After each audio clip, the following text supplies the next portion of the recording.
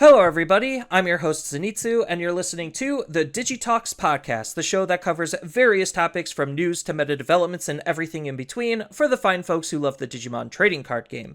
Just as a quick reminder, I do try to stream this live over on twitch.tv/Zenitsu, usually on Tuesday nights at around 9:30 Eastern Standard Time, unless something happens to Jay Stewart, which is what happened this week, where the Twitch time is a little bit different, but that's to be determined at a later date, but fear not if you ever miss it, because it's always uploaded as a YouTube video under the channel of Zenitsu, as well as being on various podcasting platforms like Spotify for your viewing and listening pleasure. So please feel free to do that social media doobly-doo thing and leave that like, rating, follow, subscribe, whatever, depending on the platform that you're listening on. We like to pretend that it actually helps support the podcast.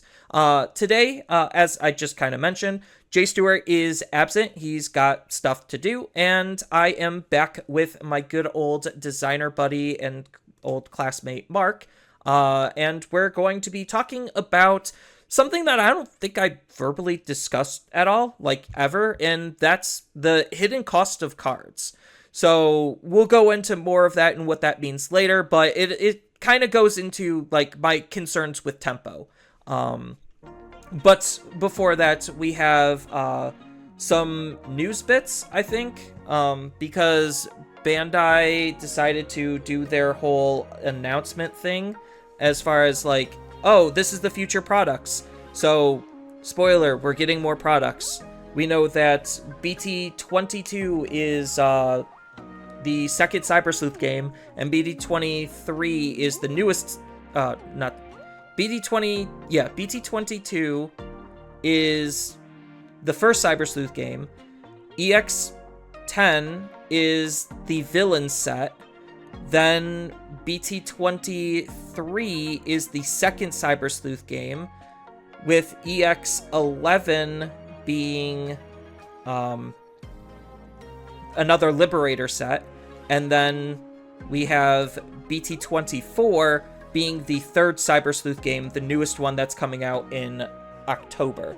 And then on top of that, next year, we're going to be getting a reprint set. So that's pretty much all of the news bits that Bandai decided to announce, outside of the usual spoilers, so pay attention to spoiler season.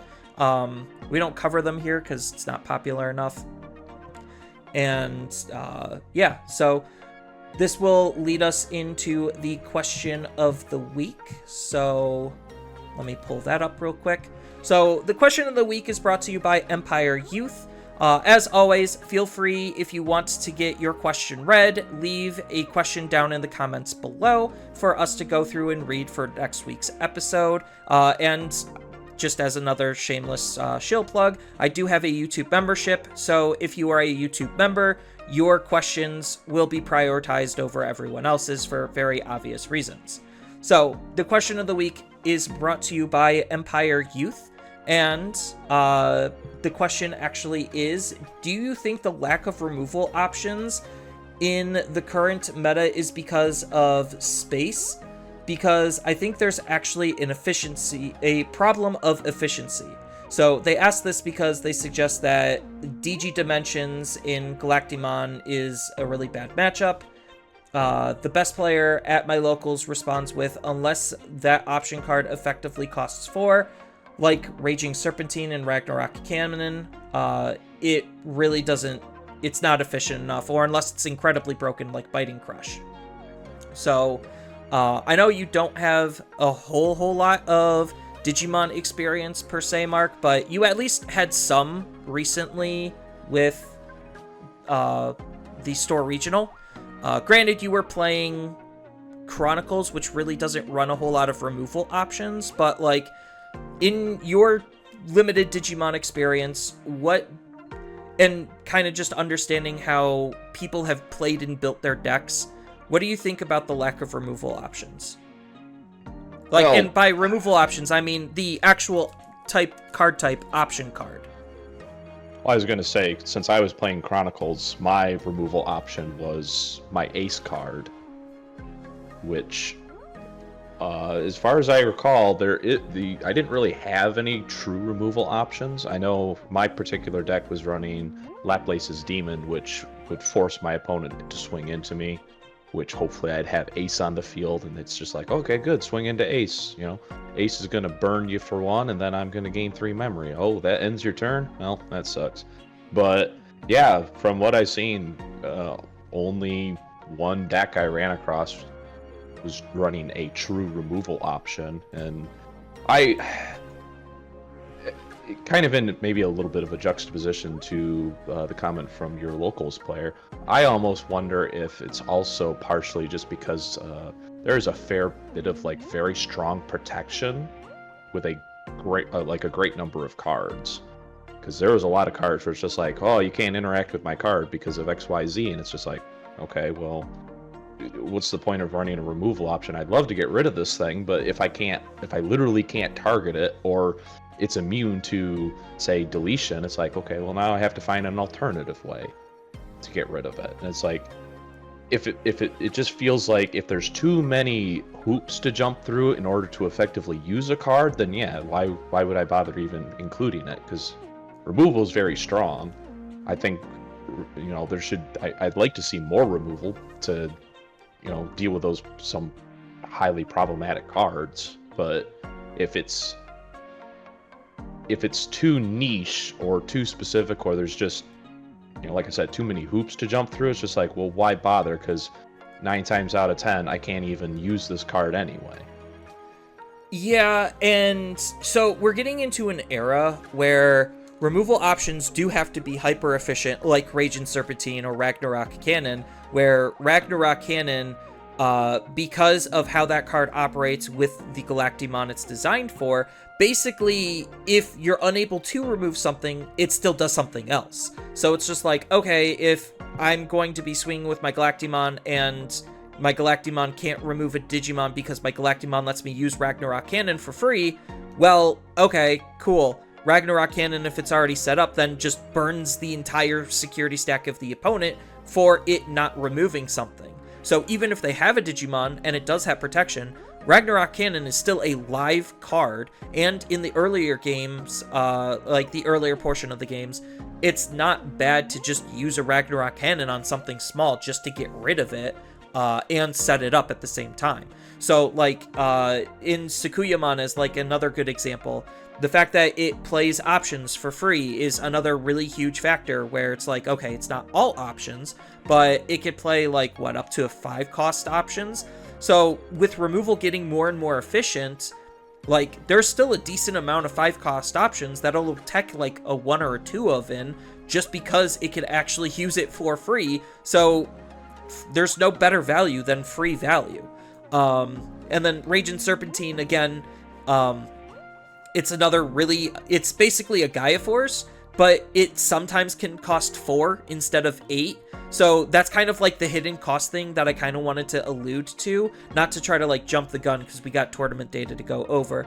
But like Raging Serpentine doesn't realistically cost 8 most of the time, and that's to the card's overall benefit. And same thing with Biting Crush is like you use Biting Crush, it sets itself up with the delay ability, and then basically acts as a trap for the opponent for them to fall into, so then you get a free Mega level Digimon out of it that also is going to be removing. So it's removal on top of being able to play another bigger body. And like, I think like removal as a whole, there is still space for it in decks. It's just the good removal cards all have delay abilities, and delay has basically taken over the option space almost single-handedly, unless the option literally costs like what, 2 or less, maybe 3 at most, in order to see any semblance of play, because of how aggressively fast-paced the game is trying to be and how much you don't want to give the opponent. So it's just like running a Gaia Force is basically worthless at this point because 1, the protections, 2, Digimon have built-in removal for it, so it's partially redundant, and you're just banking on it being a good security threat, and then 3, you can't cheese the card out. So why am I even wasting my time playing a card that is fair and balanced when I could just do something a little bit more egregiously powerful? I kind of hope that kind of like steers the direction of that answer, because the other portion of that answer is it's just more efficient to run searching and tempo tools to be able to enact on your game plan better than the opponent, and then basically just try to race them. Like, that's the other answer, is the fact that they printed so many good generic searching and digging options that there's no real reason to run hard removal or even like good soft removal in option form, because if I could just kill my opponent, then the removal doesn't matter to begin with. So well, and just another quick thought on that is, I know we did I'm pretty sure we did the podcast on interaction on your like opponent's turn. How Digimon is very much hey, for the most part, 99% of the games, I do my turn, you do your turn. I can't do anything while you're taking your turn. You can't do anything while I'm taking my turn.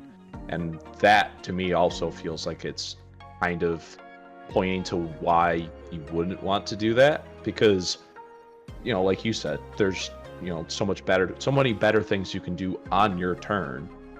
But if I could play a removal option during my opponent's turn and have that, level of interaction of, hey, you're not completely safe while you're taking your turn, I think some of those cards would see more play as well. Yeah, so I think, like, in order for options to be a little bit more viable, they need to have basically a security effect that's removing Digimon.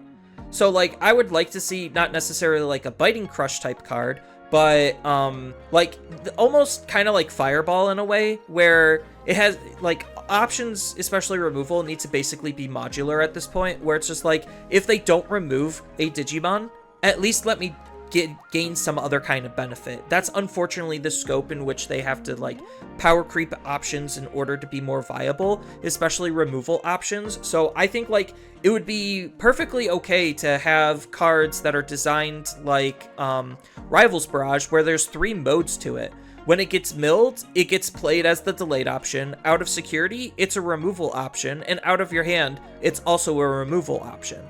So, like, I think maybe if they basically change up that type of a formula, where if you play it from your hand, it's not removal, but if it comes from your security, it is removal, maybe that could open up some design space for options to be a little bit more viable than what they currently are, based on where the game currently is. At least that's my perspective of it. Like, that, because I've built plenty of decks to kind of notice, like, the trends, and if I could have a consistency card that could double as a security threat, then that just makes security threats more threatening, I guess. Because right now, security is, like, at an all-time weak, because we're not running a whole lot of security threats, because it's not worth it. And especially, like, with the huge threat of the tempo tools actually coming onto the field, and if the opponent isn't able to kill you, then they just gave you free resources to make your turn even better. I hope that kind of answers the question, Empire. So now I'm going to yep a little bit about the metadata that we have before we get into the real meat of the conversation. So pulling that up really quickly. So we have the BT21 Booster Box Online Regional. I think we have, like, one more regional this weekend, and then that's it for Wave 1. And especially with EX9 coming out soon, then the meta is going to be changing a tiny bit.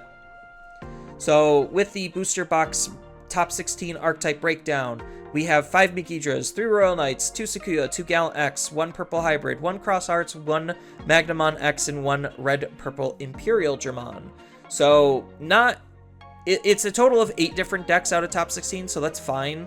But it's not the greatest of spreads, I'll say that. And as far as what actually took first place, it was Chris, who played Purple Hybrids. Congratulations, Chris. It was nice meeting you at Nationals. I know you put a lot of work and effort into this deck, even with the limitations. It still is a perfectly fine and valid deck because of just how strong the mechanic is. Especially if you don't see bad matchups that can kill your tamers.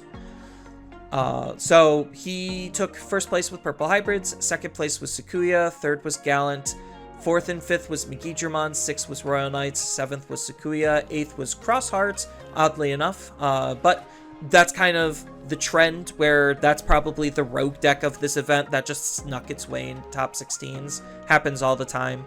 Then 9th was Megidramon, 10th was Royal Knights, 11th was Gallant, 12th was Megidra, 13th was Magnamon. Do not discredit Magnamon. It's still a still a fairly strong and viable deck.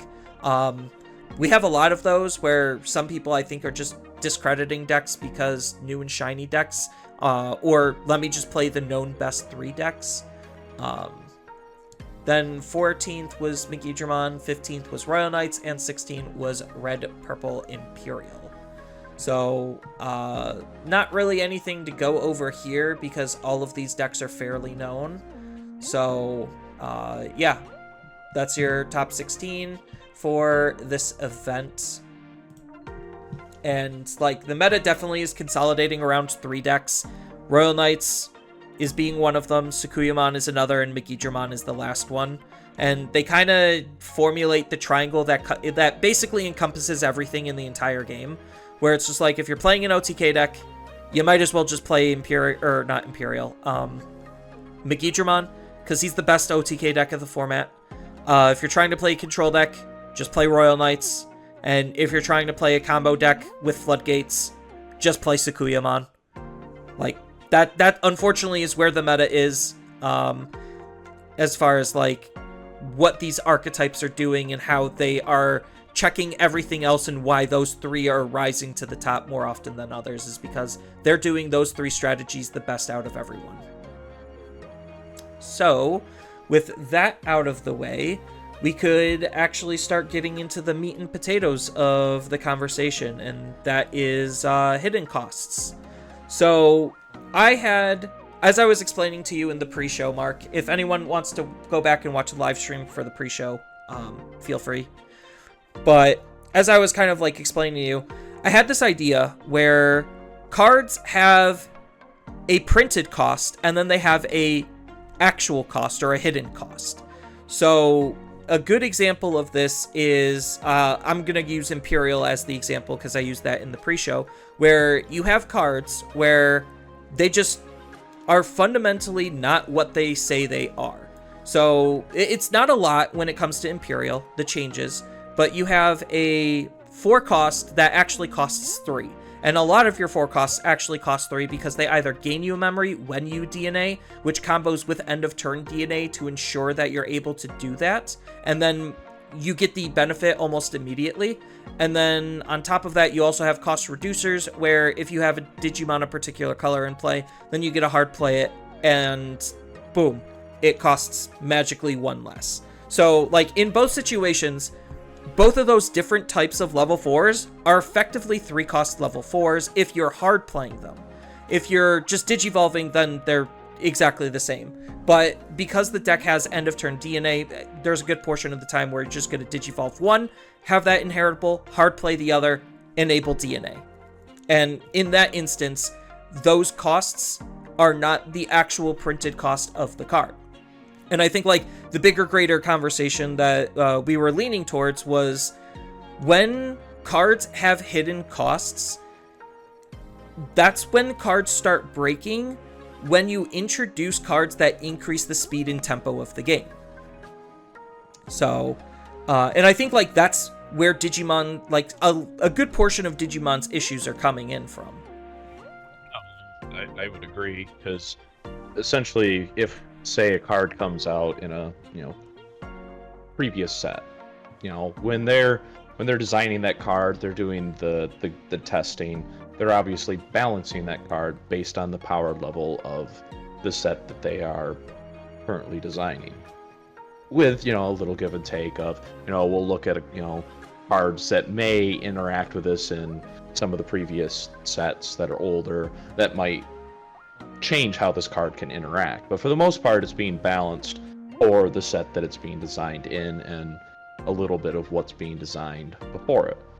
But if all of a sudden you come along in a future set and you're just like, oh well, we have this great idea where we want to do this thing, and it all of a sudden pulls these cards into that, I don't know how much design is being put into that into that design process for that set, when it's just like, oh well, it's going to affect all of these cards, but it's like, well, how can we design it to do the thing that we want it to do while also not being too overpowered, because obviously these cards were designed with these costs in mind, and if all of a sudden, we change that cost or we give them new hidden costs, how does that affect everything else?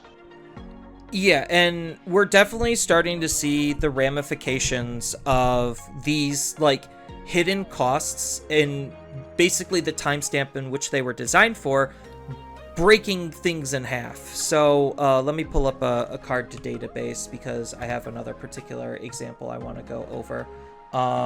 Let's go, because it's one that the community picked up, literally almost immediately. Maybe I should have just... Oh, there we go. All right. So we have this is going to be one of the easiest examples. Metal Greymon. Here we go. Is this the alt art version? Yeah, we'll just use that because I just care about the text. I don't know why this one website's defaulting to the alternate arts, but whatever. All right. So I am going to read you off 2 cards, and you're going to tell me how much this card actually is going. So I'm going to read off a card, and you're going to tell me how much it's actually going to cost when the ability lines up. So it is a 12 cost to hard play Digimon that has an ability where if there's 4 level 5 cyborgs with different names in your trash, you get to shove them underneath to reduce the play cost by 6. So the card costs 12, mind you, with an ability that makes it cost 6. So how much does it actually cost? I would assume that it actually costs 6. All right, cool. So even though the card was printed to say it costs 12, because of the ability, it realistically costs 6, and that's the only time you're actually going to be using that. Now, here's an older card that has an on-play ability that says, if you have a tamer in play, gain 2 memory. If you don't have a tamer in play, play a red tamer from your hand for free. So, you take that one card that we just read before, the one that costs 6, and now it has an ability where it can copy the on-play effect of a Digimon that was placed underneath him. So, now your 6 cost card costs how much? Should cost 4. Okay, cool. Now, we have, on top of that, this is where things are going to start getting a little goofy. We have an option card that says, when you get to play a level 5 or higher machine Digimon and reduce its cost by 3. So you have a 4 cost card that's a level 6 that, with a reduced cost of 3, it costs you how much now? Puts you down to 1. Okay, cool. So the card is designed and balanced around costing 6 because that's its own native ability. But now we have cards that are obviously already being played in that archetype that now make it effectively cost 1.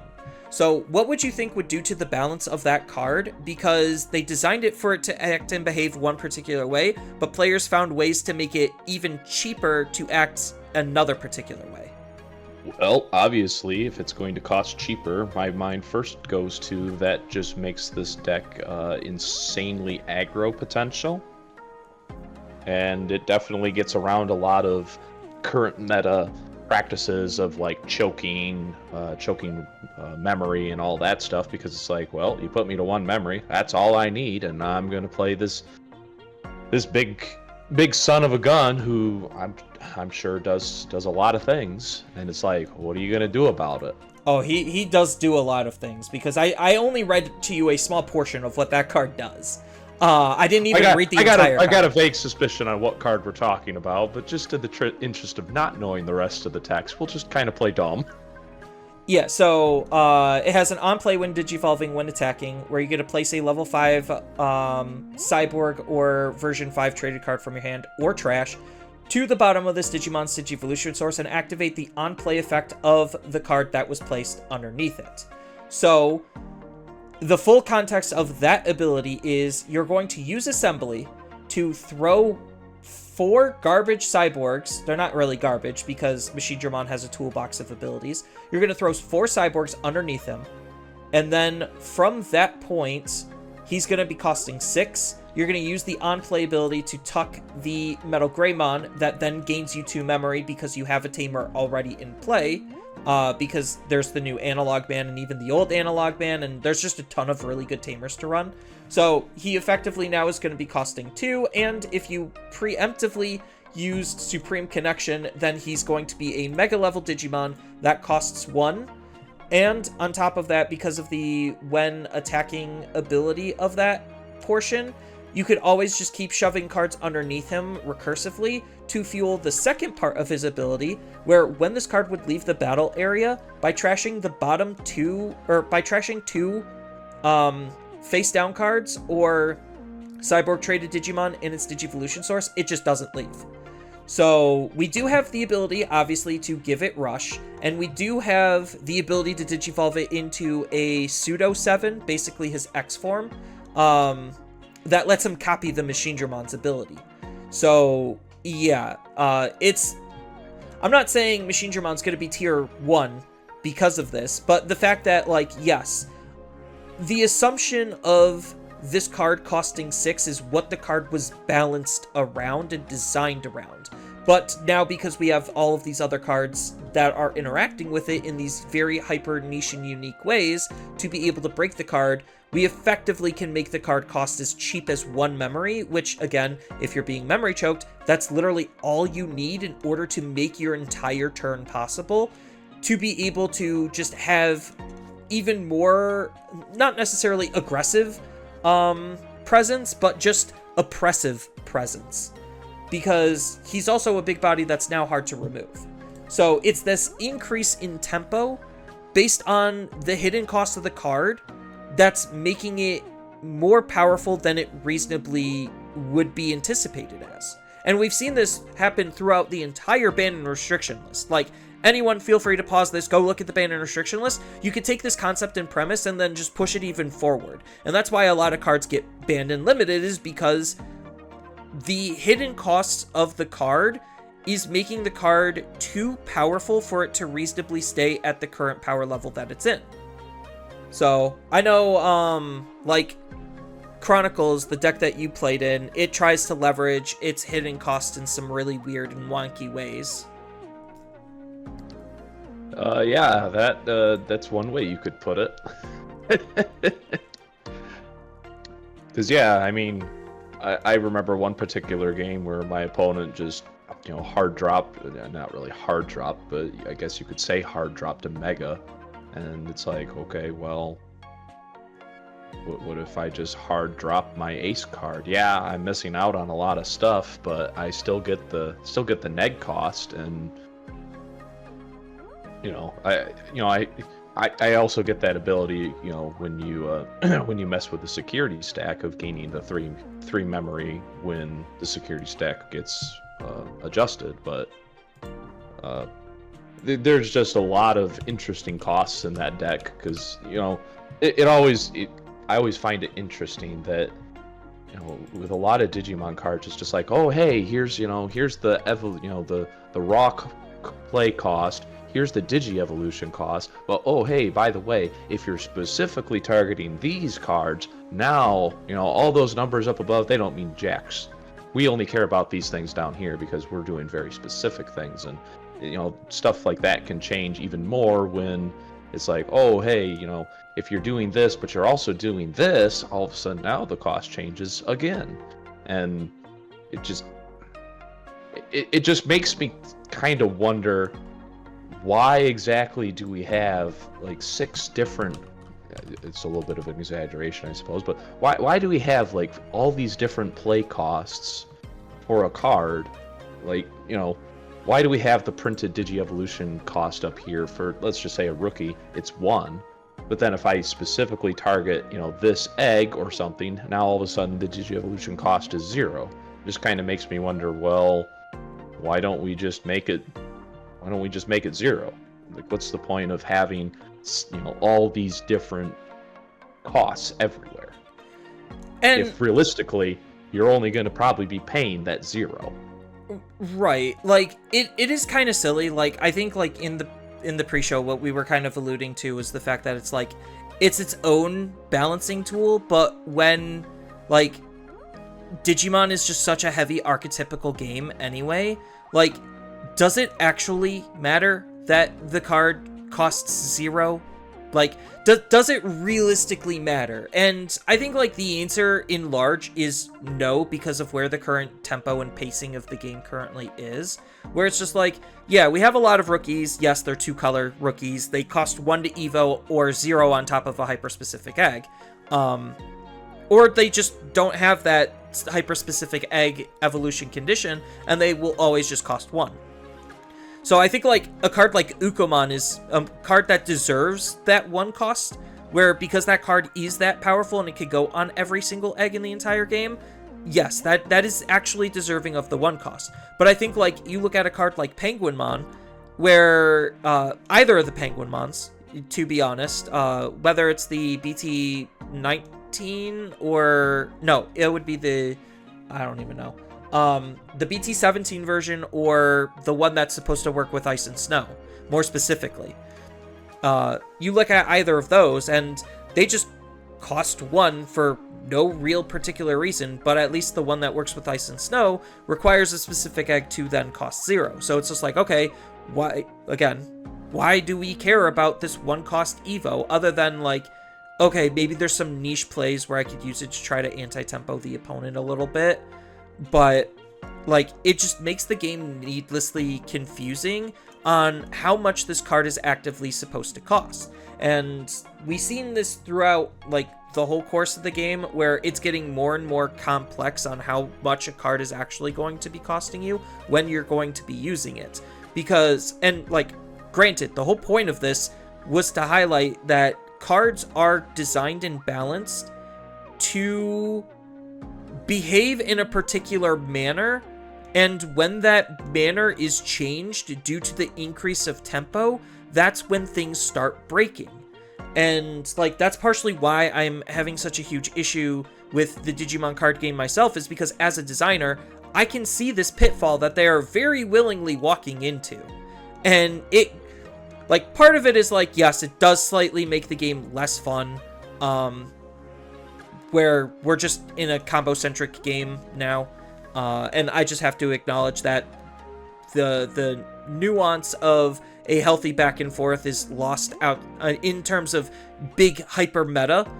Sure, lower tier stuff, yes, there is going to be that back and forth because they're not cheating on the rules of the game as much as the top decks, because the top decks are leveraging these hidden costs to their overall benefit. So, like, Sakuyamon is another really good example of this, where it's just like, the plugins, just as an example, they were designed to be played for free, but they still have an initial cost to them.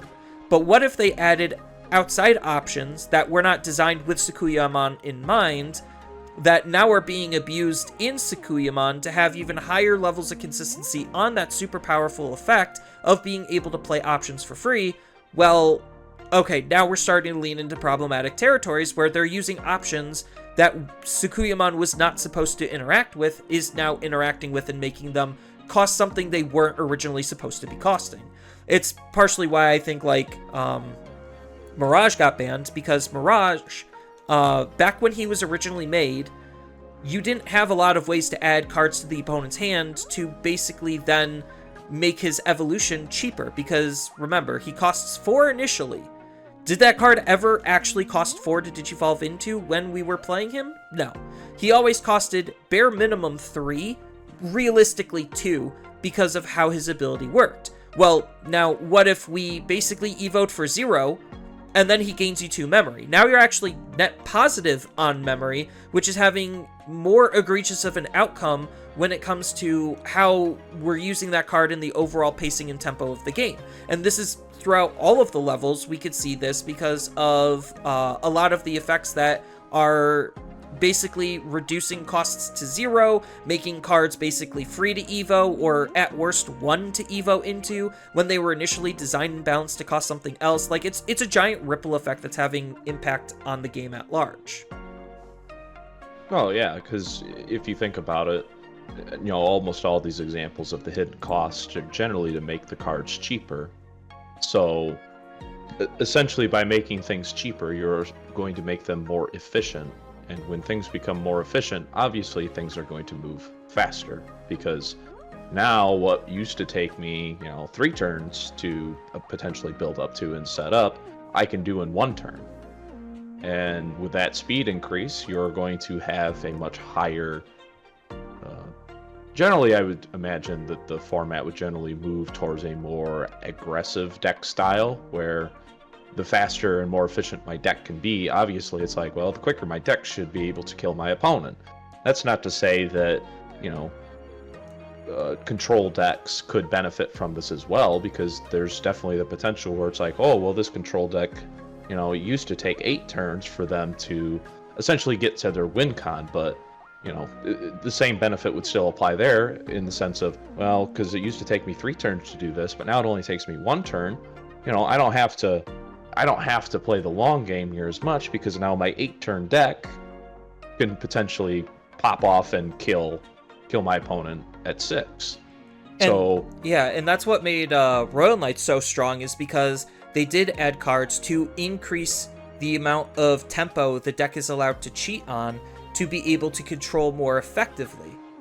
Right, and that's a perfect example of it benefiting what I would consider, based on what I know about the deck, it's more of a control deck. It's not going out there and just trying to punch as hard as humanly possible, as quickly as humanly possible. It's building up to the big finisher at its final turn. But I think it generally applies more to the rush decks, to the more aggro decks, just because you have that option. And in a lot of ways, as much as I might get flack for saying it, I generally think aggro decks are much easier to build and much easier for people to play, because the lines in which you are comboing are pretty self-explanatory once you know what they are. And it's like, well, if I'm ready to combo. Do I have XYZ? Oh, great, that's perfect. I have perfect combo. I have XY but not Z. It's not perfect, but it still functions. I still have an end goal in mind. So, to some extent, I think also the hidden costs are generally to help limit what decks are going to be using certain cards. Because the whole idea of, well, it's going to cost this, but if you're doing it with this specific card, then the cost is different. It's like, okay, well, maybe the designers, just as a general thought here, maybe the designers are like, well, this card would be kind of problematic if they paired it with this card.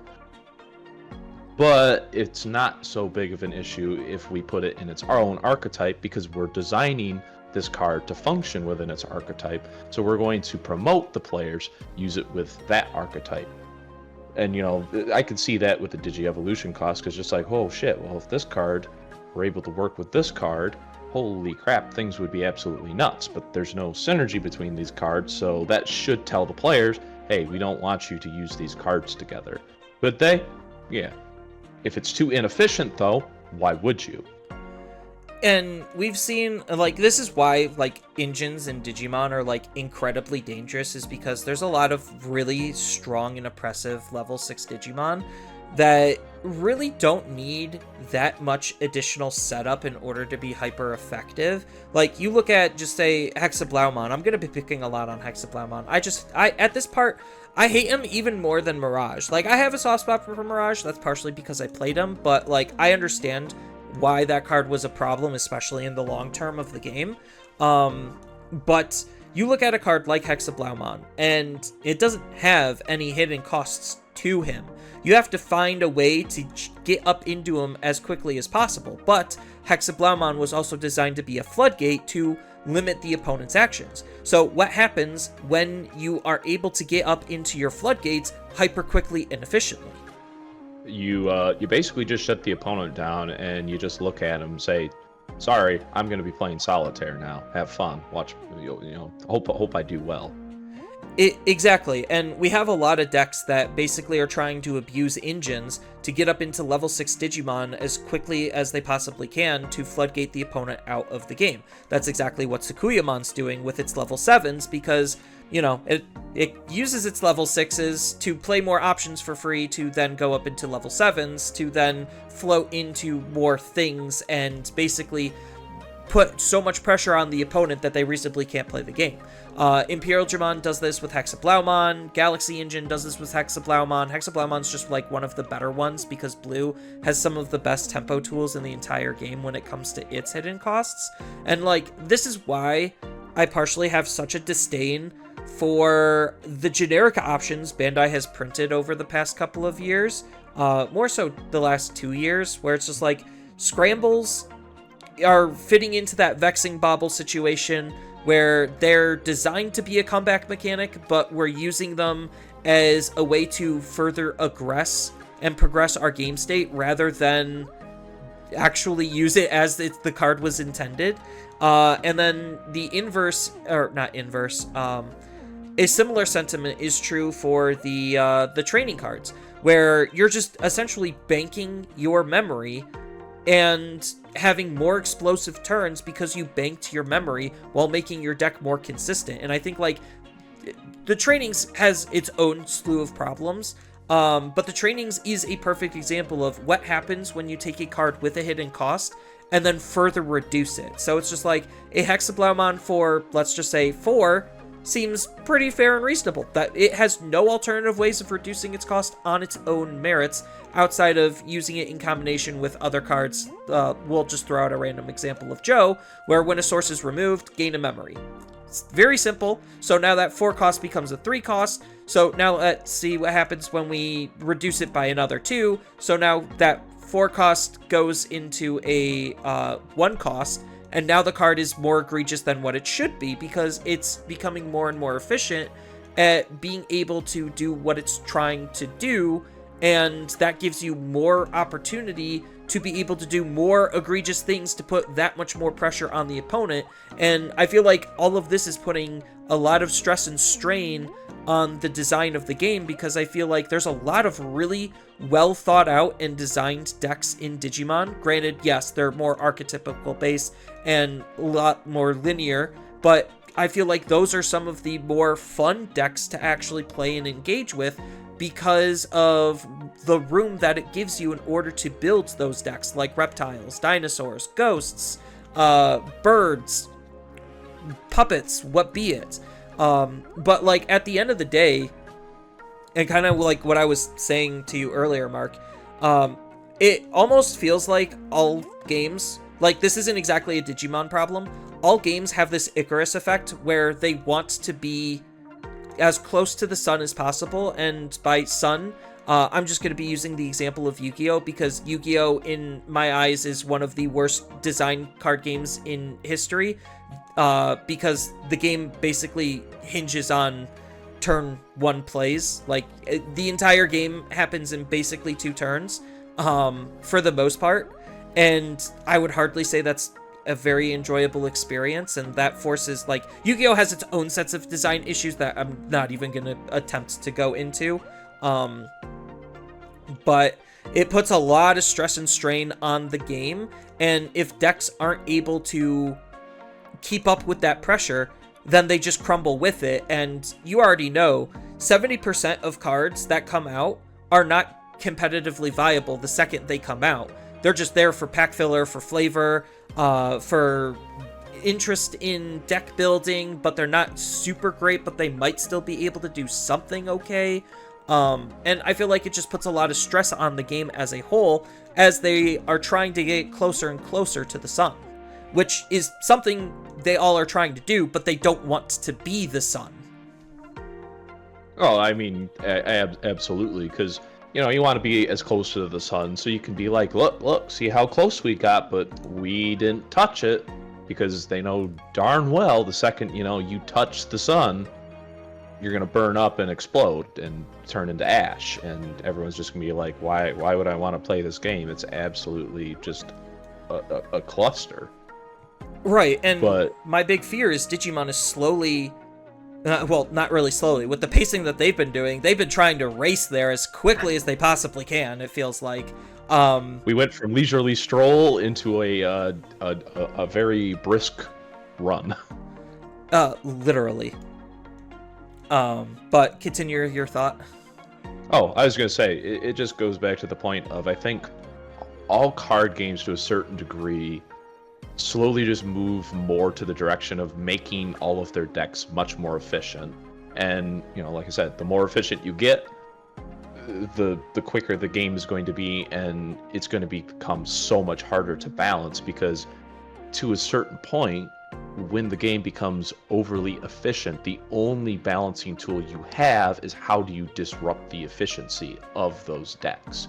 Because if, you know, like the Machine Dredgeon example that you gave earlier, if I design a card for a set, reasonably speaking, and, you know, looking to just like a few sets back potentially, and I've come to the conclusion, yep, playing this card for 6 is what I consider to be balanced and fair for what it is. But if all of a sudden I can reduce that cost by an additional 80% of what I initially set that cost to, all of a sudden it's just like, oh, well, holy moly, how do I balance this? And realistically, the only thing I can think about is making ways to disrupt the efficiency on that card. Which is why, like, rookie floodgates are, like, super important in the early stages of the game, but they become less and less relevant in the mid to late stages of the game, because then they should be able to have abilities to easily remove them. Because we do have a rookie that says you can't reduce the play cost of your card. But you can still leverage some of those alternating abilities between gaining memory and reducing cost to still make your card a little bit more efficient, even past a floodgate at times. It just depends on what is the what's the floodgate you're being put under, and what cards you have to be able to potentially bypass it or remove it and then just completely ignore it. And this is why decks like Sakuyamon and Imperial are still hyper oppressive, is because they are floodgate decks. They go up into a level 6 Digimon as quickly as they possibly can, try to floodgate the opponent out of the game from doing anything before they could start going. It is basically just a race to your level 6 Digimon.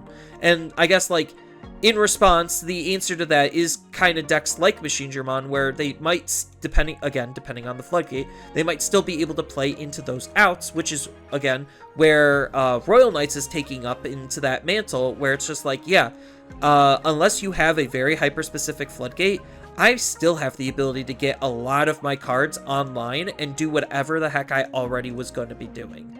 And I feel like even under floodgates, because deck space is so limited and we're trying to be faster and faster with all of our efficiency tools and enacting our game plan, that, like, we're actually running less Digimon than we've ever ran in our decks, because we're just running more searching options, more delay-based options, to be able to bank whatever extra value for later, while digging through our deck and getting our initial setup going.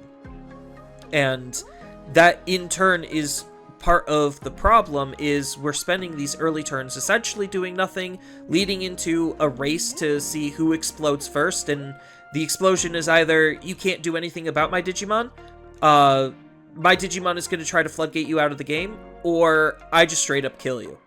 Like, there is very little middle ground for decks to actually do interesting things outside of those three conditions. Well, and I just thought of a really good example when it comes to hidden costs on potentially disrupting the efficiency of the card. And I'm going to preface, you might groan and moan as soon as I mention this card, but I think Shakamon is an interesting example on how you can disrupt the efficiencies on the hidden costs. No, I think, like, Shakamon is the floodgate type of example that I honestly think we don't necessarily, we want more of, but we want more of in interesting ways. Because... Well, and oh, go ahead. If I may kind of, like, throw out my ideas on, like, where I'm coming from on this one. So, you know, like, Shakamon has all this text over here, like, oh, it's a 15 if you play it raw, or 4 if you digivolve it on top of a 6. But it also has the extra cost of, oh, hey, if you want to digivolve it on top of the Journey to the West Digimon, it costs 6. And it's like, hey, I'm not going to say that's great, but it's something that allows me to skip an evolution step. I'm just paying a little bit extra for it. However, to get the most out of your Shakamon play, the most efficient thing to do is actually to pay more to do the Digi Cross with all 4 of the Digimon from your hand. Yes, that's only going to reduce his cost because it's essentially a raw play. It's only going to reduce it down to 9, which, you can leverage, like a memory boost and stuff like that to make it a little bit, better to do. But essentially it's like, well, yeah, I can do it cheaper, but I'm not getting all of the effects that I want out of the card unless I do it this particular way, which arguably is not that efficient to do. And I think that would be an interesting way to do hidden costs, where it's like, yes, there's ways to cheat this out for a much cheaper cost, but at the detriment of now you have to find ways to finagle this card in order to get it to its maximum potential, because Shakamon's leveraging that, hey, I'm giving myself security attack -1, which all of a sudden becomes security attack plus, or I could still give it to my opponent's stuff, but the only way I get there is to go the slightly less efficient route when it comes to playing versus the more efficient route, because I'm not getting the full effect of my abilities. And I think warping, I kind of like warping in a sense, but warping also done incorrectly can be a little on the dangerous side, because as we see with Agumon as an example, there's a couple of Agumons that allow you to warp up into your higher stages. So let's just take the starter deck Agumon, where if you meet the conditions, you can warp up into a War Greymon for 4. Well, we have ways to reduce that to basically make it a 2 cost to digivolve into a level 6 Digimon. Getting up into these higher stage Digimon has literally never been easier, outside of the card literally just printing and says, this card does not actually have a cost. We're gonna get to a point where the hidden costs and the discounts that we're able to line up with it basically make the card free to play. And then, at that point, that puts more stress and strain on the actual cards that are trying to be balanced, because it's just well, if they're digivolving into their mega level for nothing, and I have to pay to get into my mega level Digimon, where does the balance actually start coming in?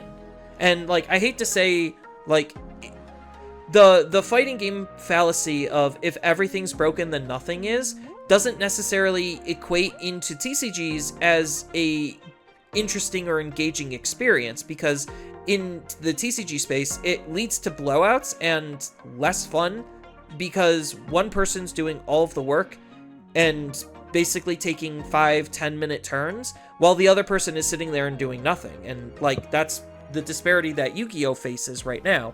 And going back to the whole Icarus effect, there's a dead card game, if anyone's unfamiliar with my channel, it actually started out as a buddy fight channel, and buddy fight is probably the perfect example of the Icarus effect, where it tried so hard to be Yu-Gi-Oh that the game ended on a state where basically the first turn was the only actual turn in the entire game, because 70% of the decks can just OTK on turn 1, and if you didn't have defensive plays in your hand, which half the good decks can just flat out ignore, then you reasonably can't play the game. And it devolves into this madness where the efficiency is just so high that when it becomes too high, it becomes too easy to do whatever kind of bullshit you're trying to enact. Whether that's kill the opponent, do this whole intricate combo play, or setup, or whatever. Too much consistency is actually a bad thing. Or too much efficiency combined with consistency is a bad thing. And Digimon, compared to a lot of card games, has a lot of built-in efficiency just because of the Digivolution mechanic, because you're always drawing a card, you're always replacing the card that you're using, and if you're not using a whole lot of options, and if half the tamers are adding cards to your hand anyway, you're not actively losing cards out of your hand at any given point of the game, and you're always increasing your hand size, which is why Mirage led to be kind of problematic. Yeah, no, I think you're exactly spot on right there, because from what I understand with Buddy Fight, it's just like, oh yeah, you know, we have successfully touched the sun at this point. We have got to the point where every single deck can just win turn 1. You didn't kill me turn 1? Alright, well I'm gonna pray to Almighty God that you can't kill me either on turn 1, and now we're just gonna be sitting here throwing rocks at each other until, you know, somebody just happens to land lethal. And, like, I'm not saying hand traps are exactly the answer. If anything, looking at Yu-Gi-Oh! Hand traps are the exact opposite of the answer, because looking at, like, Yu-Gi-Oh! Deck design, a good, like, at least 50%, or, like, at worst 40% of your deck is dedicated to generic hand traps to try to disrupt the opponent, and they're all the same hand traps, too. So, like, you have to have these cards in order to play the game at this point, otherwise you're gonna get blown out, and then, like, maybe the last, like, 50 or 40%, or maybe even as high as 60%, depending on the deck you're playing, is actually the actual deck. Like, Digimon's not very far from that, where it's just like, if you're running just like a basic generic deck ratio, your 10 cards of your deck are already taken away from you. And then if you're running like any hyper generic cards like Ukomon, then that's even more deck slots taken away from you. So like, the more hyper generic cards that demand you are forced to play this means that there's less actual space in your deck to play interesting cards. So like, as an example, going back to Buddy Fight, the way that Buddy Fight decks were constructed towards the end of the game is like almost 90% consistency tools. Well, maybe not 90%. I would say 70% consistency and resource gaining. And, like, again, Digimon's not exactly there because of how the resource system is, but because of the cards and what they're doing and the hidden costs and how much we're additionally cheating on top of that, it's all compounding factors to where cards are being way more efficient than they reasonably should because of how certain cards are interacting with one another and how the game is being designed. So, like, with Buddy Fight, going back to that example, like, I'm looking at some of the spells, which are the equivalent of options, and as far as the ones that are drawing me cards and gaining me resources, in just the deck that I have in my hand, as an example, I think the deck is like 55 cards, because Buddy Fight lets you go over the 50 card limit, and like, it's actually, because there's so much consistency, it's not even a bad thing to run more than the 50 card limit, which is wild to think of in of itself. The game is so efficient that you want to run more than 50 cards. Like, I think at least 2 out of the 1, 2, 3, 4, 5, 6, 7, 8, 9, 10, 11, 12. So I'm running 12 different spells. So that's the equivalent to 12 different options, and only like maybe 3 of them are doing something that's not actively drawing me cards or gaining me resources. And then let's not even forget the monsters, because you still have monsters in the deck, which are basically your actual Digimon. Of the ones that are actually resource generating, the deck's only running 1, 2, 3, 4, 5, 6, 7 different monsters. So like, you could already see some of the ratios being super skewed to being super option heavy, because the options are being more efficient at finding all the parts and pieces for the few cards that actually matter in the entire deck. And that's not even saying the monsters aren't even searching cards out either, because there's at least 2 cards that are searching cards out in the monster slots. So I'm running 5 monsters that are meaningfully doing something towards the deck's overall game plan, and the rest of the deck is borderline consistency, with a little bit of defense splashed in. And obviously the win con.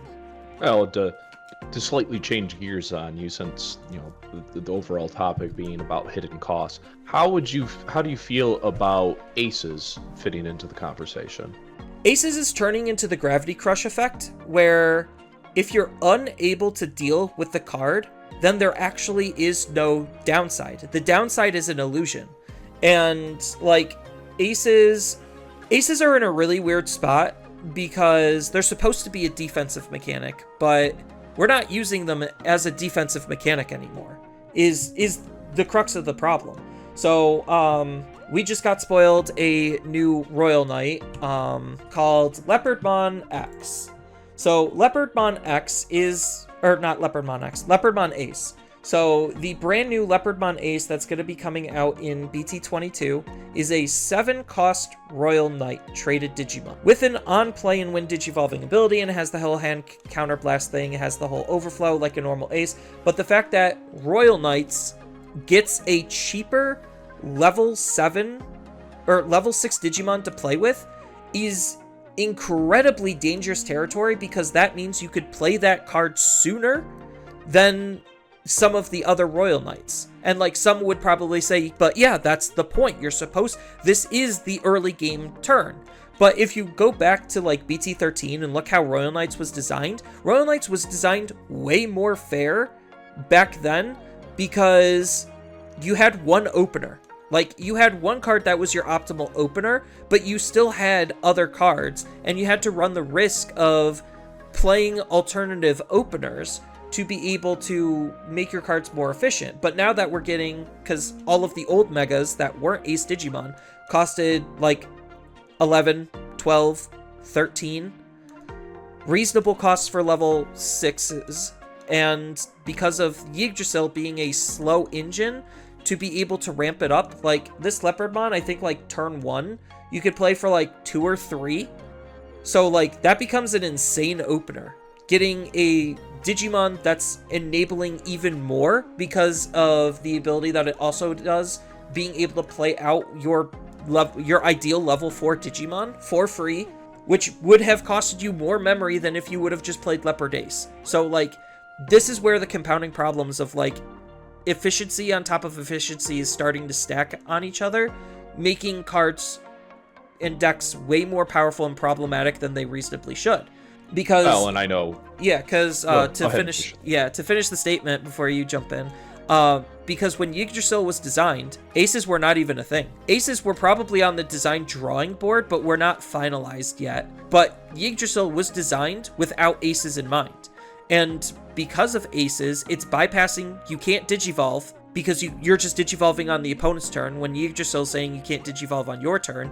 And because of aces having naturally lower play costs of high-level Digimon, it's making a card like Yggdrasil even more efficient than it reasonably should be. Well, to your point about aces essentially being less of a defensive mechanic as they are now an offensive mechanic, that was part of the game plan with the Chronicles build that I was running. Part of that was part of the reason for running Laplace's Demon, because it's just like, oh, hey, if I can choke you to 3, and I can play this and force you into combat before you have a chance to do literally anything after you draw for turn, and I can manipulate the security stack, all of a sudden it's just like, okay, your turn's over.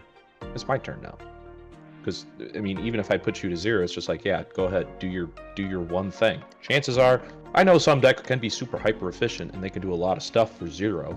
Which is a problem in of itself. Which is, it's a problem in of itself that you can do a lot of things for 0. But generally, it seems like a lot of those things need, if you don't have a setup, usually you have to like spend at least 1 to get the ball rolling.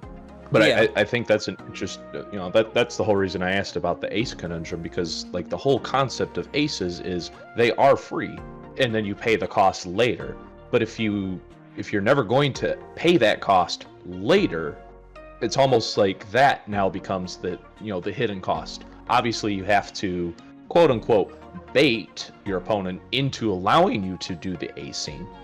But once you get there, it's just like, all right, now you just obviously can't deal with the fact that this ace is on board. You can't get rid of it.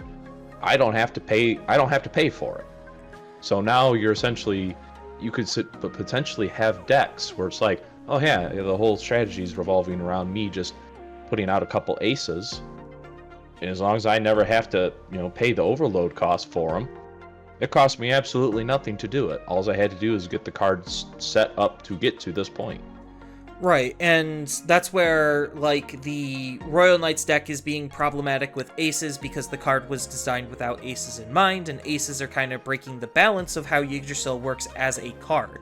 And then on top of that, you had one of the other better ace-based decks, which was 3 Great Angels, which still does well now and then. Its play rate is a lot less because it's just easier or more efficient if you're going to be playing that style of deck just to play Royal Knights. So it's just like, why, other than for flavor perspective, why am I wasting my time with 3 Great Angels when I could just play Royal Knights and accomplish almost the same exact thing? Because what 3 Great Angels is doing is it's using Dominimon's like omniprotective ability to be able to make it so that the opponent can't get rid of your level 5s, so that way it forces you to then fall into ace traps.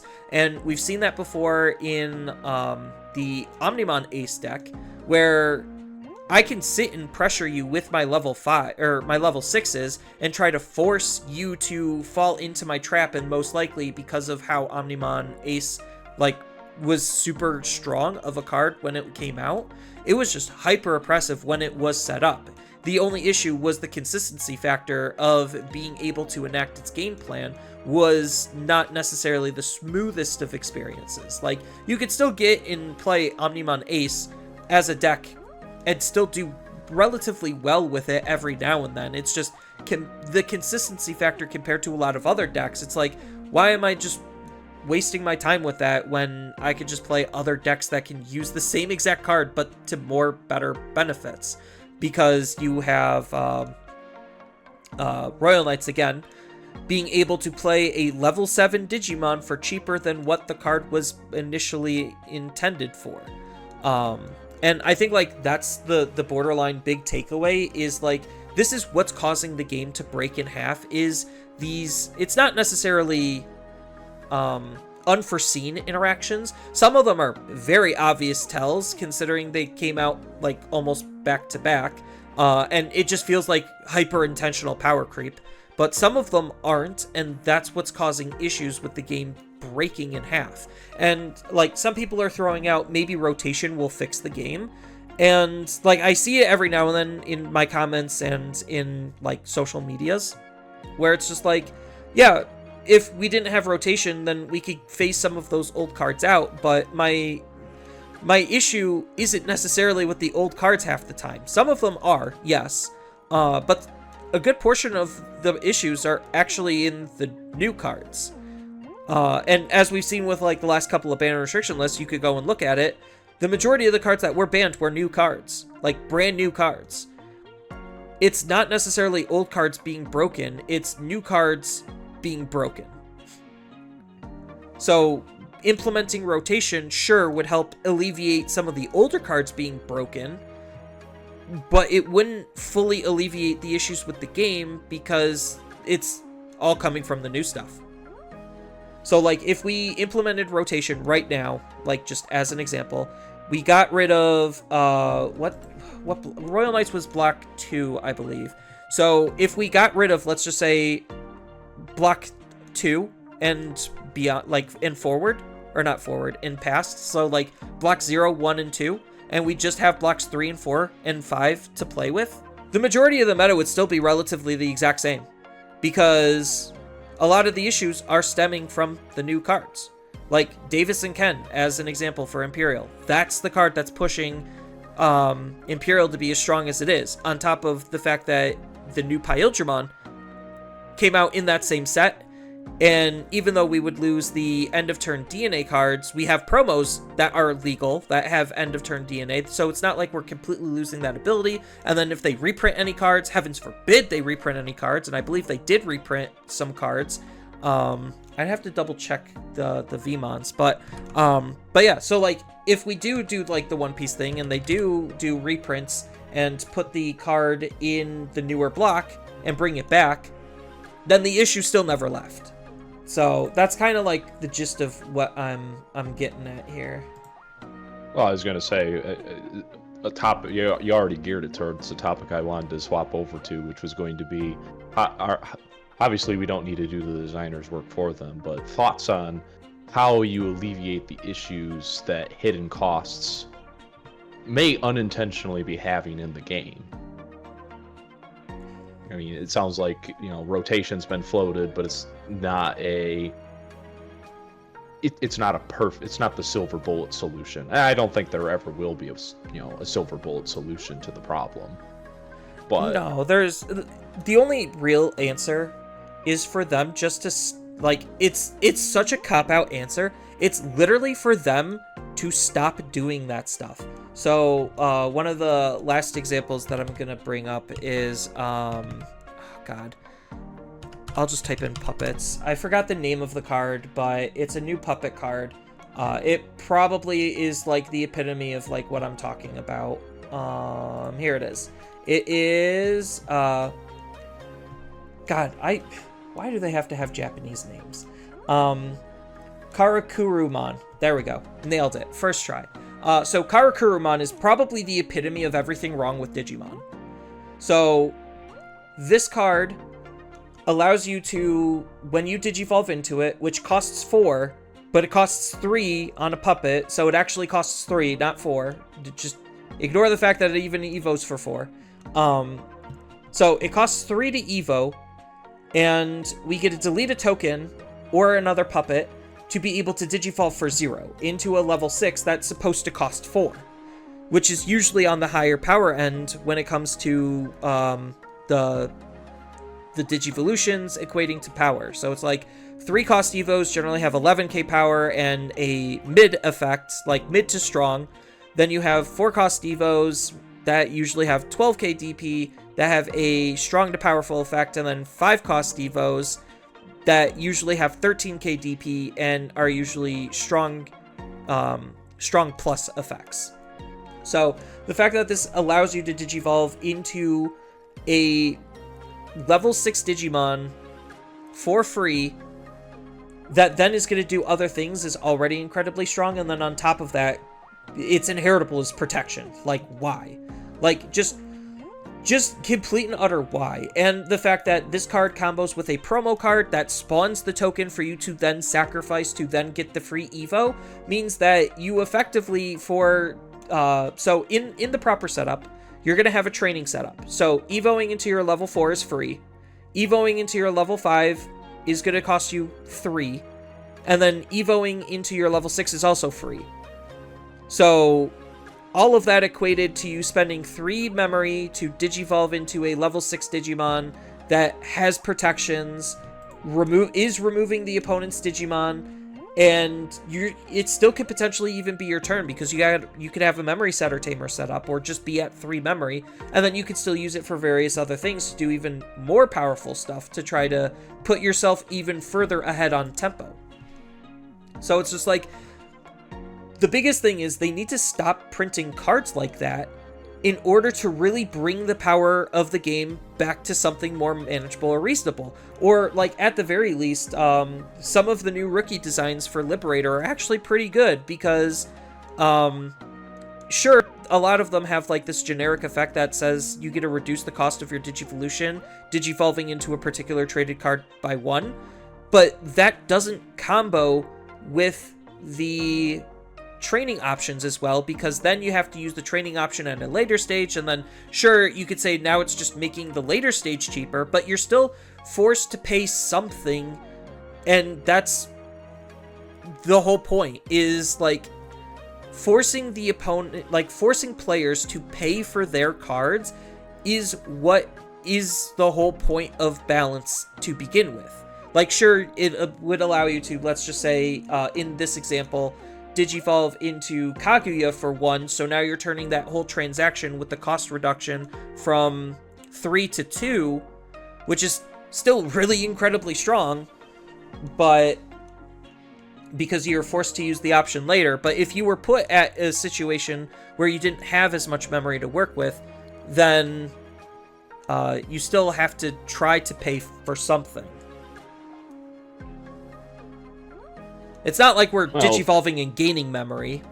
Heavens forbid we digivolve and gain memory. What a novel concept, says Imperial, says any engine-based deck. I was gonna say, don't joke too hard. It might become more prevalent. No, the second they start doing more of that garbage is, like, actually when the game is going to fall apart on its face, is, like, gaining memory to Digivolve is, like, absolutely already insanely broken. And people don't understand how powerful that is, gaining memory to Digivolve. Like, granted, it funnels back into stuff that you can't reduce the cost of, or have a harder time reducing the cost of, but the fact that it's just making your plays that much more efficient is going to put you that much further ahead of the opponent, and that's why the game feels like a big race, is because it is. Well, and to one of your earlier points where you're talking about bringing the balance of the cards down to slow the game down, I always think of that as like the Pandora's box of, once you've opened the box to these higher levels, it's very difficult to close it, to try and bring that level back down. It is. I mean, you could theoretically do it, but I mean, that's one of the hardest things about releasing new sets. And you know, the general trend for the game is the power creep will always exist to some degree, because, well, how do I get people to buy the new set unless there's, you know, unless people are like, oh man, I really got to have these cards. Do they do anything for me? Nah, but I really got to have these cards. Most people. Yeah, I'll go finish your statement. Oh, finishing my statement was literally just going to be, most people are going to be like, does this set have good stuff in it? Does it make my deck better? If the answer to that question is yes, they're buying into that set, no question. But if you say put out a set and it's just like, well, yeah, I can put cards from the set into my deck, but all the cards I currently have are better than what's coming out, what point is there in getting the set? I mean, so my answer to that is to just flat out trick the players. Trick the players into thinking that this set is better than what it actually is. And you do that with flavor. So people will pay hand over fist for good flavor. Like, I see it on like Facebook and other social medias. There's avid Wing Guardian players, just as an example. That deck is one of the worst of the family decks, and people still love it and want to play it. So you have to trick the players with flavor. So that's how you do it, is like, okay, an easy cop out is make something like Diaboromon support and make it just mid. Like, not anything better than what you've already done, just different enough to where it could spice up the deck, but not overshadow anything that is in the set. So like, that's a good example of like, just give a older deck support that people love, and it doesn't even matter if it's good or not. People will just buy it. Or you could just play the Gunnar card and just make tits and sell it that way. As awful as that sounds, players. Yeah, as awful as that sounds, just make Gunnar cards and like focus on the Gunnars, and it'll sell. It 100% will sell. As terrible as that sounds, like that goes into the flavor aspect of like, make it a flavor win, and people will enjoy it. Like EX9, I'm looking at the cards right now, and probably the unfortunate thing is probably about 80% of the entire set is borderline unplayable. All the training cards have 0 good payouts, so, and that's like 70% of the set, so just write that off. When it comes to the puppets, you just need the level 4, or not level 4, you need the level 5 and the level 6. That's it. When it comes to the Omnimon stuff, you just need the level 6s and the level 7. That's it. You don't even need the level 5s for it.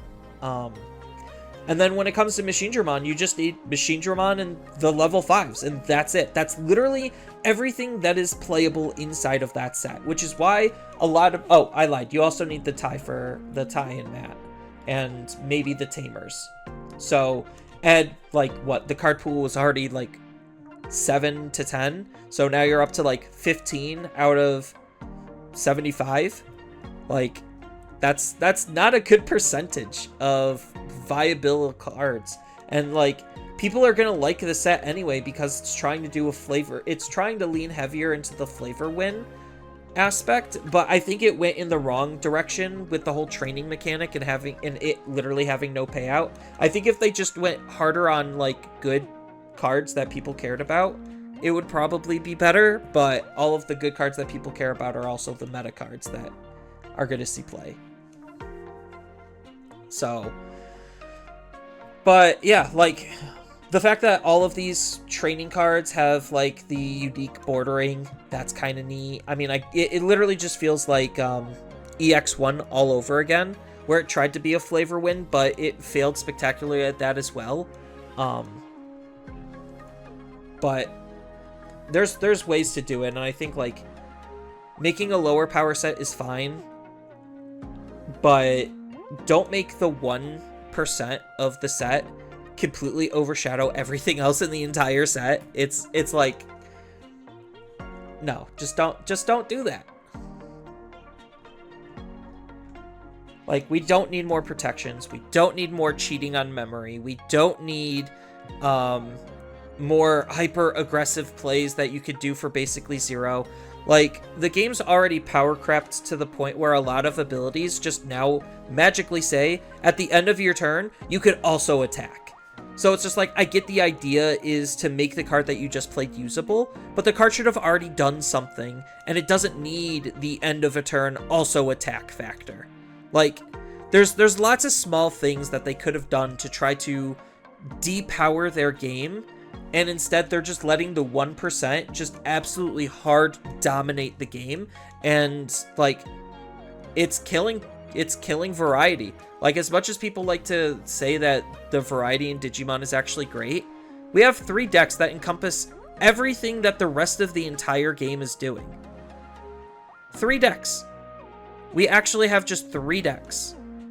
And you're just basically picking your flavor of what of the 3 decks that you're playing.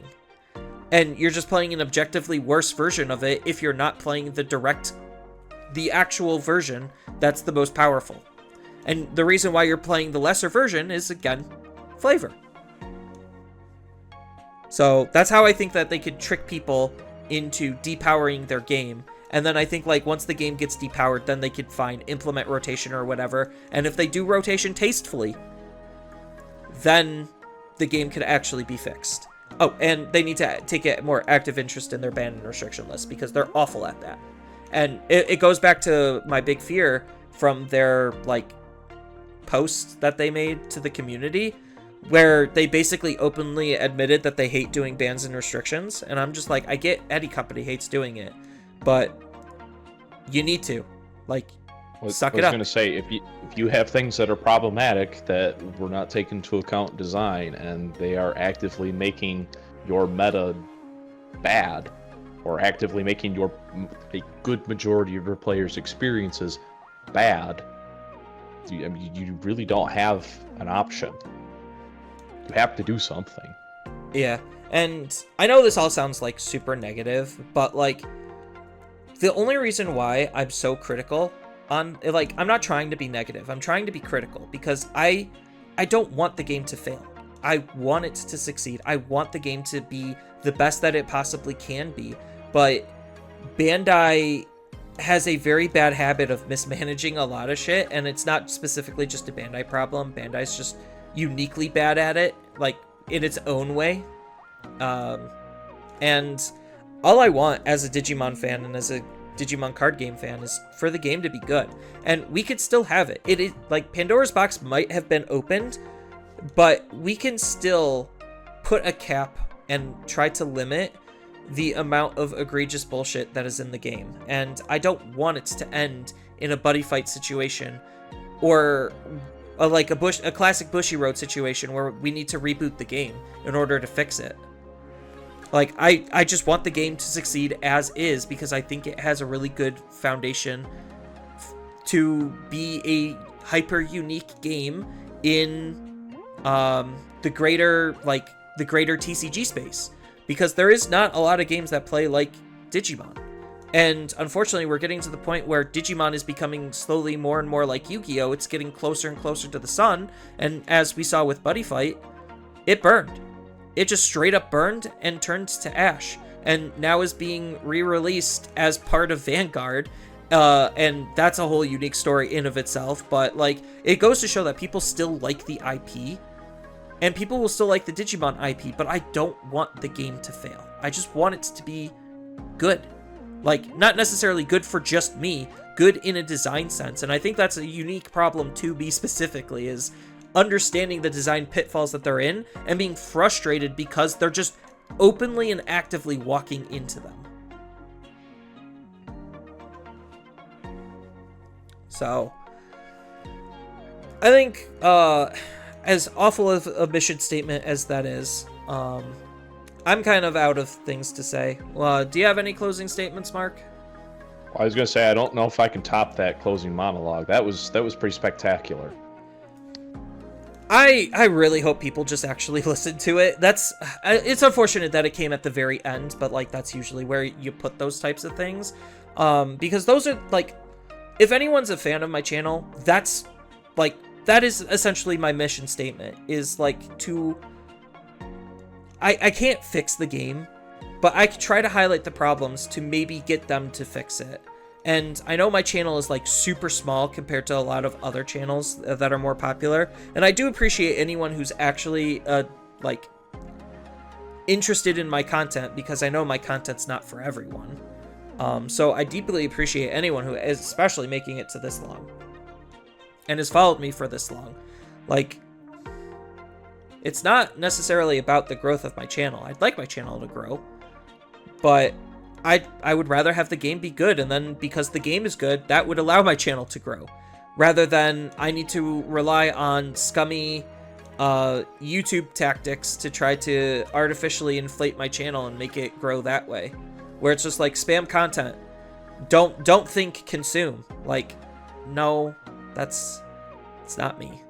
I was going to say that kind of defeats the whole point of the podcast, where we actively try to talk about a topic. And, you know, I always like trying at some point bringing up, like, hey, so we've talked about this thing. We've obviously pointed out the problematic parts. How would we potentially, you know, what are some approaches that we could always take to try and alleviate these problems, or, you know, be conscious of why these things are problems? Yeah, I would love to do so. I don't know with the change in event structure if we're going to get a ban and restriction list post Nationals 1, because we have 2 Nationals now. So I don't know if we're going to get one post Nationals 1, or if we're going to get one, like, in the... Usually it's in the fall. Like, late summer, early fall area is when we get a ban and restriction update. Because the other one that we get is, like, March area post Worlds. So I have no idea when the next one's coming, but I would love to do like, objectively looking at where the game currently is and trying to formulate a ban and restriction list that would stem a lot of the issues. I know the first one is immediately remove the training cards and remove the scramble cards, and I think that slows the game down enough to where you kind of just have to play a wait and see approach on where the problems are with those 2 types of cards removed from the game. That's honestly my shortest term fix, is just remove those generic promos that you've already reprinted twice and put in stuff. Or, like, fine, don't ban them, just limit them to 1 and see where the game goes from there. I think that's probably the first step that I would take towards a road to recovery. Ooh, maybe that would be a good title for that type of an episode. Road to Recovery. Sorry, I'm getting ahead of myself. You're good. It's never.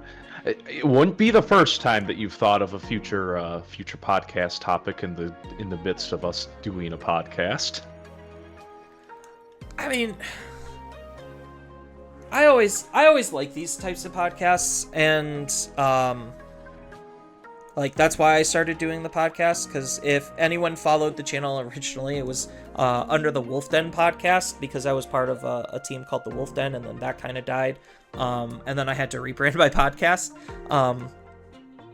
But like, all it started off was just us talking about the game that we love and what we could do to make it better and what we're planning on doing with the game and engaging in it. And like, when I don't want to engage, I know there's a problem. And I know I'm not exactly alone in that one.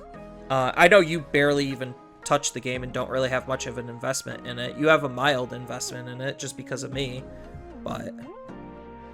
And potentially our other classmate. Well, I was gonna say I play it from time to time, and I always think of it as like a brief window to look into, you know, what's going on, and I listen to what you say, and we have discussions, and I always find it nice when I do end up going out and actually playing the game, and it's just like, huh, yeah, I definitely see a lot of the points that we talk about, or, you know, like the one experience that the card, the last time I went and played, you know, the two people I was sitting next to, and the one guy made an off comment of, you know, I was playing against an aggro deck. He's like, oh yeah, I think they should do something and print more protection for, you know, that particular deck. And it's just like, no, that's the problem. Yeah. No, I need you to go and watch my problems with Digimon video. I work hard on those. Like, those are probably the videos I work the hardest on when it comes to script writing, because I'm terrible at it. I need you to watch that, and I need your feedback on it, because I don't have another follow-up to it. It's just more of, like, additions to it, I guess. Because the whole point of that was to be a follow-up from where the game was a year ago.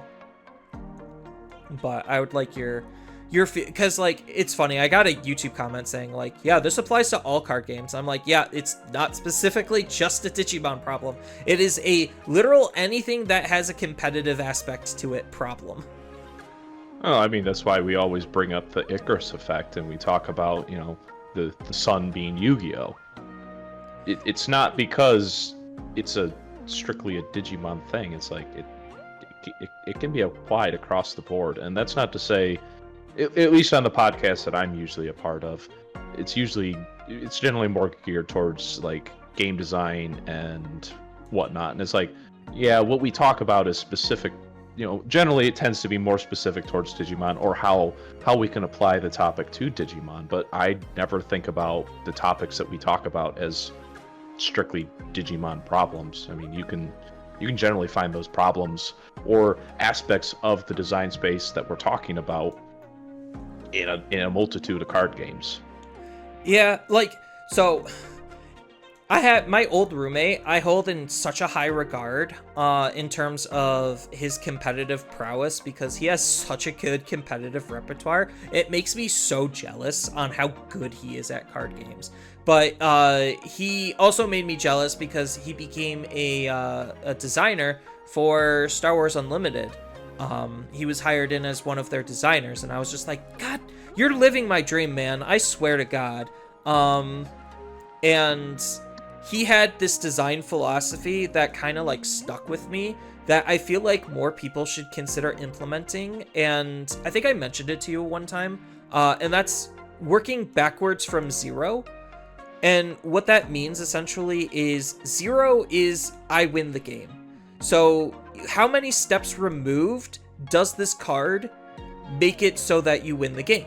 And the more steps you remove from zero, the more arguably, like, the closer you are to zero, I guess, is where you don't want to be, because that makes the card way too powerful and egregious. So, like, in a Digimon example, let's just say I have a Digimon, Digivolves for 0, has security attack +5, and can unsuspend at the end of the attack.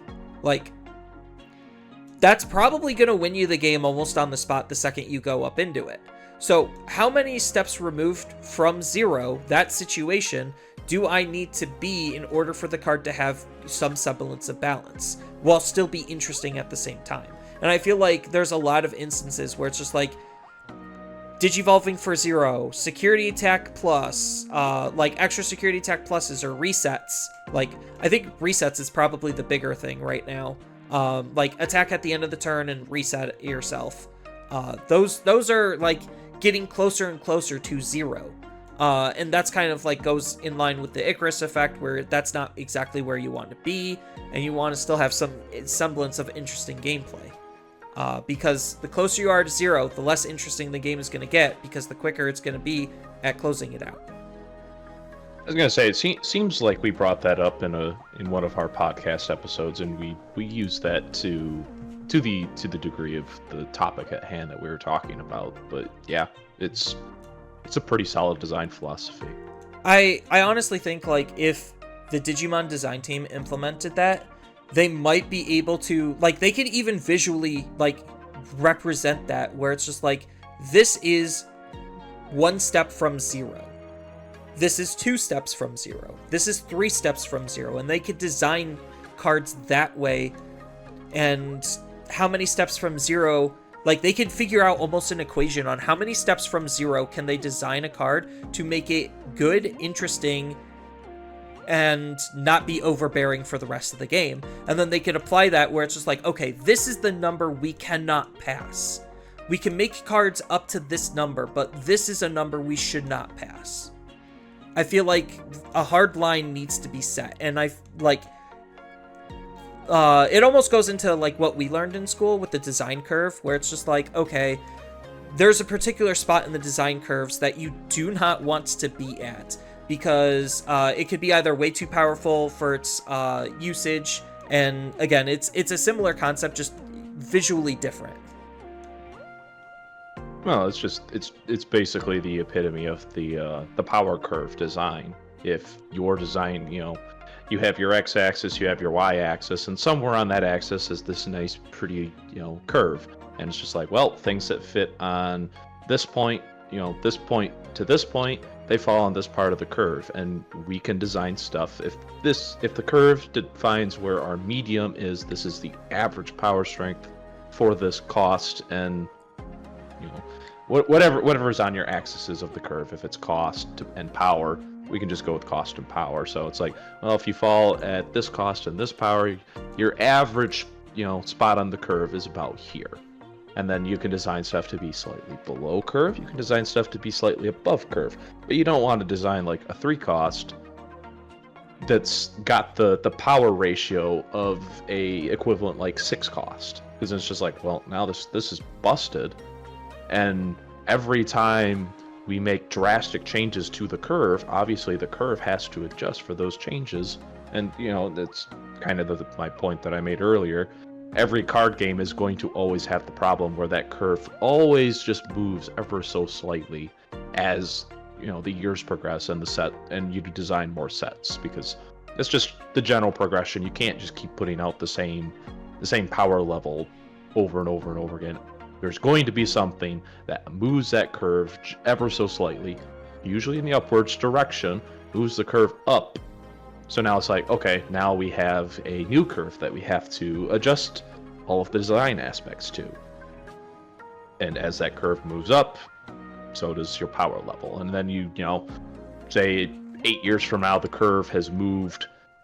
So where originally the old curve says that a 3 cost has a power of, of a 3 cost, now the average 3 cost has the power of what used to be a 5 cost. Yeah, I mean, in terms of like base stats, Digimon's pretty easy at that. I think they have a good formula going for it. It's just effect-wise, I feel like they really don't understand how their own cards work. It's very clear that they do some base playtesting, but it's very clearly not enough playtesting to really get a good semblance of balance. And that's why like certain cards are like easy to design bad. Like, it's easier to design, I guess, it's easier to understand bad cards from good cards because good cards are doing so much more. Either that, or if they make the bad cards too complicated, then like people just won't understand how bad it is. But well, and I always think on the perspective is nobody ever really notices a good card but everyone will notice the bad cards. Right. It's always funny because that's why in a lot of like prediction videos, people will get them wrong a good portion of the time, is because understanding the good cards and how it eventually is implemented and what's making it good is objectively harder to do than just looking at a bad card and saying, that just does not even look like it works. Or that's going to take way too much. I was going to say, the exception to that is usually a broken card. Yeah, that's when it kind of like loops back in on itself, where it's just like, oh, right, okay, that's how that works. I mean, granted, there's obvious instances where we could tell when a card is like broken just because, like, oh, does the card have ways to cheat itself in? Yes. Does the card have insane protections? Yes. Does the card have a whole bunch of easy free damage? Yes. Like, we have basically a checklist of how we could easily navigate what by default is a good card. But past the checklist, usually finding good cards is a little bit more daunting of a task. But it goes back to like what I was saying in like my problems video, where the risk versus reward ratio, if that's skewed more in favor of the reward rather than the risk, then that's what's going to constitute the card being relatively good, and it's easier to use. Like, it's unfortunately easier to use the good cards that are simpler than the good cards that are more complicated. So people are just gonna run the simplest things that they can possibly do while still being competitively successful, and that's why we're seeing the 3 decks that we're seeing rise to the top the way that they are. And it'll be interesting to see how these next couple of sets are going to shake up the meta, but honestly, Sakuya's here to stay. Megidramon's here to stay. Unless they literally do something to ban or restrict those decks, I don't see them realistically leaving the format. Machine Dramon I could, because he falls into the more traditional aggro camp, where it's just like, oh yeah, just a good indestructible body with paired up with a good ace, and the deck literally will crumble at the seams. It's very comedic. Or like a good floodgate to stop the abilities from happening to begin with, in spite of the fact that it's comboing off. Also can very easily disrupt Megidramon. Like, the deck is very easily disruptible. It's just trying to move faster than when the disruption can come out. And that's the whole gimmick and like trick to Megidramon, is it can actually back that up. But yeah. I was going to say, not to table this wonderful discussion, but I think we are getting a little into the weeds and off of our original topic. Oh no, we 100% derailed, and that's like after my monologue. Anything after that, we 100% derailed, but that's okay. I was gonna say, I'm gonna be the first to tell you. I think the topic that we were kind of on is definitely it's an episode of its own worthy, for sure. It is. But like to kind of wrap things up in a nice bow, it kind of loops back to like going back to the whole power curve and remove from 0 and all of that type of discussion. When you have hidden costs like this, and now you have cards that are basically, you had the, like, so let's just say you had the card rated at about 10, removed from 0. When you have cards that'll increase the tempo unnecessarily, then you take that 10 and now it's like closer to, let's just say, a 6. Just because of some incidental support that's making it move faster than it reasonably should. And I think like that's the harder thing for Bandai to judge and analyze when it comes to their overall card designs, because I do think they have really good card designs. They just don't know how to actually balance their card designs with some, not necessarily some of the legacy support, but just they don't know how to balance in general when any hiccups or changes happen to how we fundamentally play the game. Because, again, going back to the Royal Knights example, like, we don't need Royal Knights being Ace Digimon, because that's going to make King Drazel way more powerful than it reasonably should. And by, in turn, the rest of the deck more powerful than it reasonably should, because now it's doing everything it was doing, just it's able to do it faster because cards cost, what, a fourth percentage, like 25% less than they normally did? Like, that's crazy. That's a lot. And it's that way across the field for certain decks, and certain decks definitely do get more love than others, but that's something as a designer that they seem to be falling into the pitfall of, is we very clearly didn't future-proof our game, or either that or they just straight up don't care about their future-proofing anymore, and they are just going, I don't want to say apeshit, but they're just doing it just to do it. And I feel like that's either scenario is a sign of negligence, and that's that's not necessarily what you want to see out of the game that you really love and want to enjoy and play more of. But I love when the designers openly just tell me that they're being negligent and just going willy-nilly. That's the best feeling, right? No, because a year ago we already just got a new designer because the old one fucked up with BT, like the entirety of Block 3 was just completely and utterly fucked. And then they got rid of the designer and replaced them with a new designer for Block 4, and the majority of Block 4 has been pretty good outside of like some hyper egregious shit. And the hyper egregious shit is obviously what's currently being played. So it's just like, okay, you designed a lot of good and interesting stuff, but you also power spiked the game too. Not as hard as like the previous one, but you're falling into a lot of the same traps as the other one when you should be trying to fix the game and dodge those traps. And I feel like with unification, Digimon's design team has kind of only gotten lazier, it feels like. Like, there's more for them to worry about when it comes to a global release, but at the same time, it feels like Digimon is way less important to them than it's ever been. And I feel like that's just a shame. Like, it is a crying shame.